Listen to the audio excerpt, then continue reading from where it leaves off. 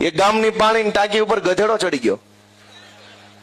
સવાર પડ્યું એટલે ગામ જાગ્યું, આમ મોં ઉજળું થયું. તે ગામના બે પાંચ જુવાની રીલ બનાવવા બહાર આવ્યા. એને ખબર પડી ગામની ટાંકી ઉપર કોક લાગે છે માણા. સહેજ વધારે અજવાળું થયું ખબર પડી માણા નહીં ગધેડો છે. એટલે બે ફોન કર્યો કે આપડા ગામની ટાંકી પર ગધેડો ચડી ગયો. ટાંકી ફરતે ગોળ ગોળ દાદરા આવે, ખબર છે આમ. એટલે ગામ ભેગું થઈ ગયું, આખું સરપંચ આવ્યા, ઉપસરપંચ ને માજી સરપંચ ને સરપંચ ની સામે લડેલા હતા એ હારેલા ઉમેદવાર બધા ભેગા થયા કે ટાંકી પર ગધેડો ચડી ગયો. હવે જો તમે હેઠેથી આમ ટાંકી ઉપર જવા જાઓ અને ગધેડો ભડકે હારો હેઠે પડે તો એ કઈ સારી બાબત નહીં, મરી જાય ને ખરાબ દેખાય. ગામ મુંજાણું કાને હેઠે કેમ ઉતારો ને કહેવાય જ નહીં કે હેઠો આવી, એમ તો કહેવાય નહીં, કઈ આમ આવે નહીં, ભાજપ વાળા જેવું હોય નહીં.